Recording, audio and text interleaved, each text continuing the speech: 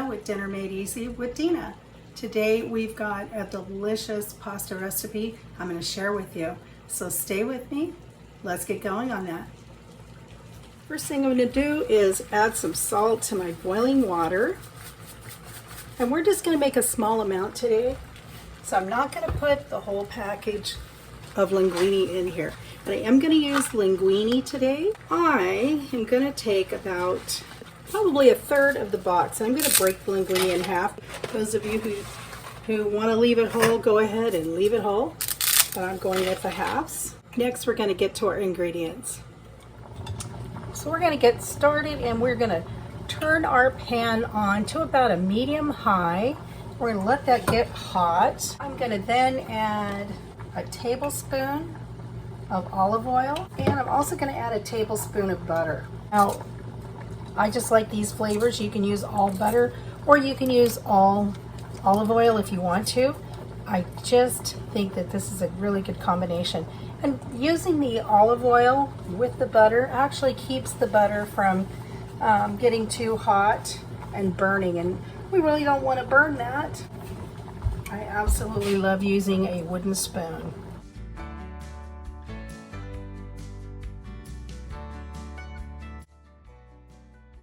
It's starting to get hot. We're going to go ahead and we're going to put in some red onion.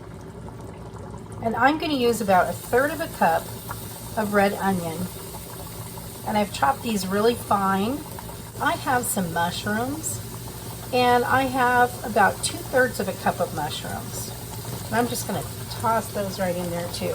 Now, if you're making a bigger batch or you want more in there, by all means, feel free. But I'm just kind of trying to keep a small batch because there's only 2 of us.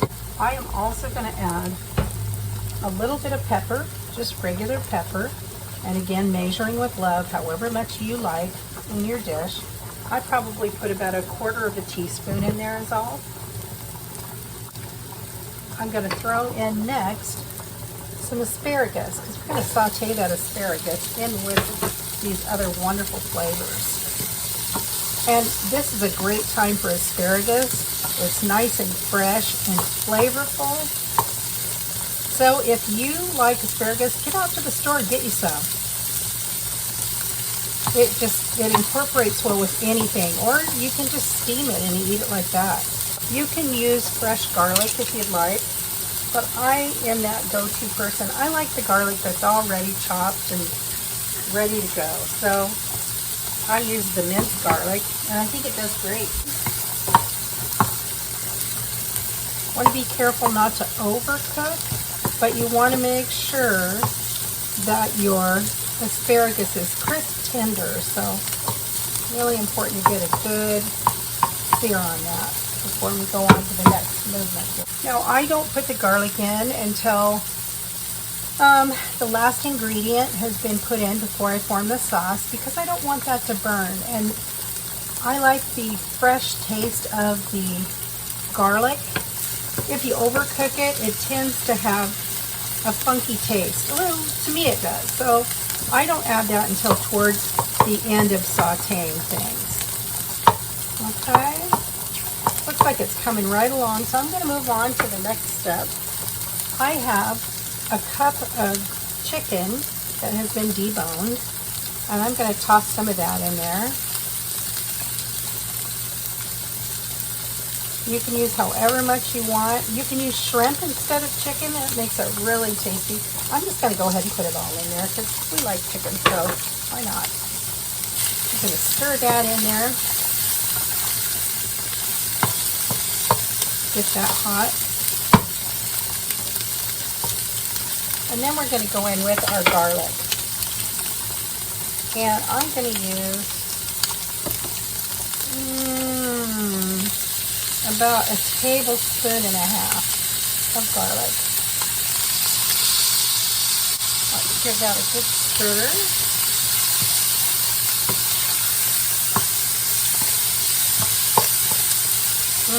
Man, this smells so good. I have some freeze-dried basil. I'm going to add some of that in as well.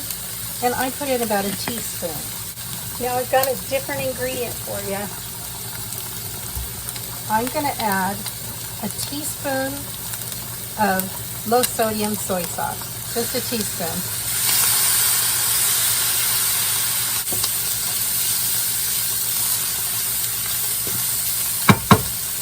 Now, just when you thought we were finished with butter, not quite, 2 more tablespoons of butter and about 1/3 of a cup of white wine. Now, if you don't like to cook with white wine, you can use chicken broth. That would work. I'm going to turn this down to low and let this kind of come together.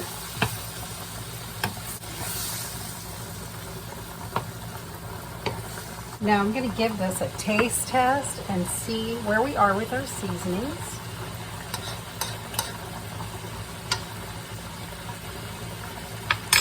Oh man, that's good. I think it needs just a touch more salt. So, Lowry seasoning salt.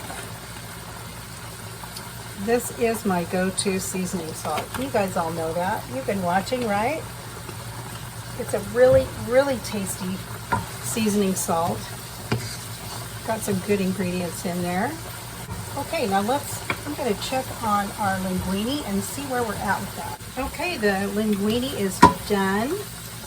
I'm going to turn this off until we get the linguine in here. Now, all I did was drain the linguine. I did not rinse it. So let's go ahead and stir that all in there.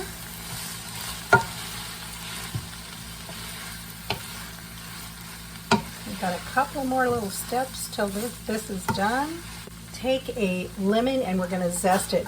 I know I've got this big old zesting thing here, but my small zester's in the dishwasher. So we're going with what we got.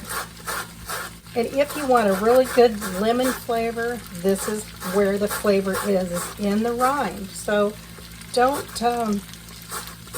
skip this step. This is really going to give it a great flavor.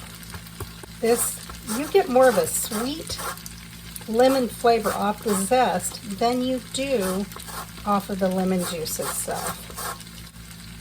Now let's get all that out of there. All right. We've got our zest in there. And we're going to take half of our lemon and we're going to just squeeze it right over the pasta. Give that a good stir. I'm going to throw just a touch more wine in here because I kind of like it a little looser than that. So there we go. All right, next. The next thing I've got is some Parmesan cheese. I'm just going to throw a little over the top here. Let's not get too crazy because it really is all about the noodles and the veggies. So I probably put in about 1/3 of a cup, about a little stir. And while that is doing its thing, I have one last ingredient to throw on here. This is a perfect dish, guys, for it doesn't matter what time of year it is. Seriously. We're going to throw some cherry tomatoes in there. Now, I'm just halving them.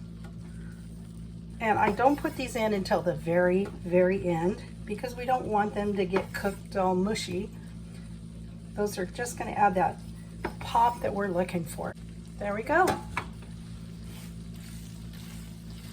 Now let's plate this up and give it a try.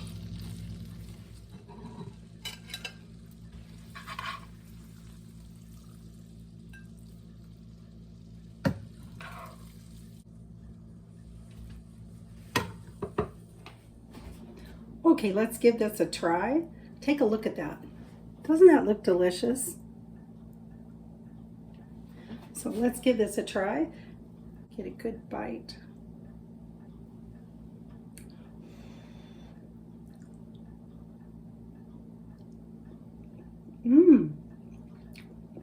That lemon, it really, really adds great flavor.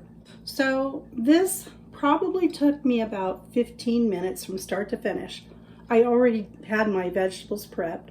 I knew I was going to do this video, so I thought, let's just get that out of the way. This is a great idea for leftover rotisserie chicken. It's even better when you've got asparagus. You got to give this a try, guys. It's really good. Quick, easy dinner. If you've enjoyed the video, give me a thumbs up. Consider subscribing. Doesn't cost you anything, and it helps my channel a ton, and I really appreciate it. Thanks for your time, guys. You have a great rest of your day, and we'll see you next time. Bye now.